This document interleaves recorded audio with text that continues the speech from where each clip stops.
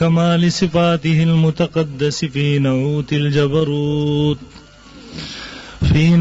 الجبروت عن شوائب النغز وسماته، والصلاة على نبيه المؤيد بساط هججه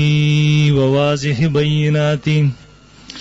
وعلى آله الطيبين الطاهرين وأصحابه هداة طريق الحق وهماته. أما بعد، فأعوذ بالله من الشيطان الرجيم. بسم الله الرحمن الرحيم. إنا نحن نزلنا الذكر وإنا له لحافظون.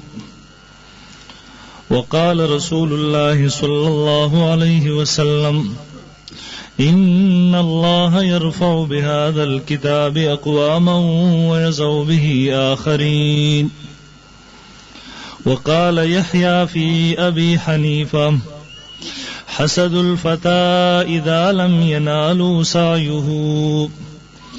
فالقوم أزداد له وخصوم، كزرائر الحسناء قلن لوجهها، حسدا وبغزا إنه لدميم. اللهم صل على محمد عبدك ورسولك، وصل على المؤمنين والمؤمنات والمسلمين والمسلمات. انتہائی واجب الاحترام حضرات علماء کرام، طلباء عزام او د مسلک اهل سنت والجماعت سره تعلق لرونکو د دغه علاقې ډیرو غیرتمندو په دین مینو مسلمانانو رونو، دغه نه تقریب او پروګرام چې د ختم قرآن او عظمت قرآن په حواله سره د دې انعقاد شوه دی. یقینا محترم قرآن مجید د الله رب العزت آخری کتاب دی. قرآن مجید د الله رب العزت هغه مقدس کتاب دی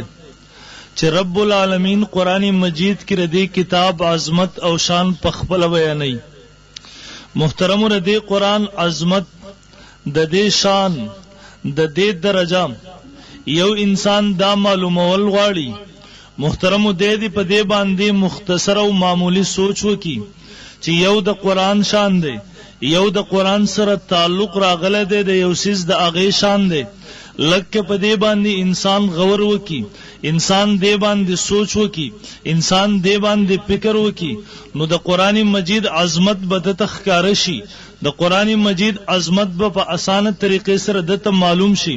محترم لګون ته تاسو نظر وکي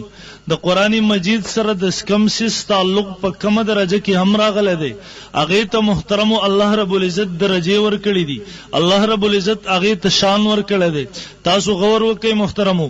تاسو روایتو کې د علماو نه اوري، احادیث و روایاتو کی راضی نبی علیہ الصلوۃ والسلام فرمائی رمضان المبارک کے اللہ رب العزت یو پرس پا او یا پرزو پا قبلی، او اللہ رب العزت پا دغم میاش دا رمضان المبارک کی یو نفل پا پرزو قبلی.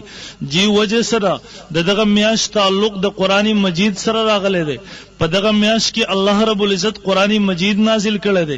دغ شپا کی محترم دغم میاش کی یو شپراشی شپا دا قدر ورتوے لکی گی. قرآن مجید اعلان دا دے لیلۃ القدر خیر من الف شہر، شپه د قدر د زرو میاشتونه غوره ده. محترم وجه سره قرآن مجید کې رب العالمین په خپل هغه بیانوي انا انزلناه فی لیلۃ القدر، د دې شپې تعلق د قرآن سره راغلی دی. لږ تاسو نظر وکئ د کمی پرشتے په ذریعے سره رب العالمین دا کتاب نبی علیہ الصلوۃ والسلام ترا لے گلے دے. محترم دا هغه پرشتے دا هغه ملائک جبرئیل علیہ الصلوۃ والسلام مستقل سو صفات رب العالمین د رشتمه سپاره کې په خپل بیانای.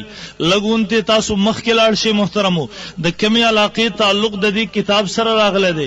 مکه مکرمه مدینه منوره کمی علاقې کې دغه کتاب نازل شوه دے. رب العالمین قرآن مجید کې قسم خوري لا اقسم بهذا البلد پیغمبر استا په دې کلی او خار مې دې قسمی او محترم په کم نبی باندې دا کتاب نازل دی د معراج شپه دا روایت کې راځي نبی علیہ الصلوۃ والسلام فرمایي بیت المقدس کې تمام انبیاء را جمع دي د یو روایت مطابق د اسمان تمام ملائکه او فرشتي هم را جمع دي نبی علیہ الصلوۃ والسلام فرمایي زمسب کې ولاړ تمام انبیاء ولاړ دي ملائک او فرشتي هم ولاړ دي دی کې جبرئیل علیہ الصلوۃ والسلام راغې زید لاس نه ونیوم زه مخ کې کلم تمام فرشتي ملائک او نبی علیہ الصلوۃ والسلام د پاره مقتدیان نبی علیہ الصلوۃ والسلام د غیر پر امام دا خبره ښکارو سرګند کړه چې صاحب قرآن په کم نبی باندې قرآن نازل شوی دی په کم رسول باندې قرآن نازل شوی دی دغه نبی صرف نبی نه دی دغه صرف رسول نه دی بلکې امام الانبیاء او امام الملائک دی محترمو بیا تاسو نظر وکئ محترمو د قرآن مجید سره یو لرګي ماوتا استعمال کو داغي ماوتا داغي نه د کمرې دروازه جوړ کو یو لرګي ماوتا تیر کور کړکۍ جوړ کو یو لرګي هغه د دې د پاره د قرآن مجید د دینه د قرآن مجید د پاره رهیل او پټي جوړ شي زموږ علما فرمای د دغه رهیل د پاسه د دغه پټي د پاسه خپې اړولم ناجایز دي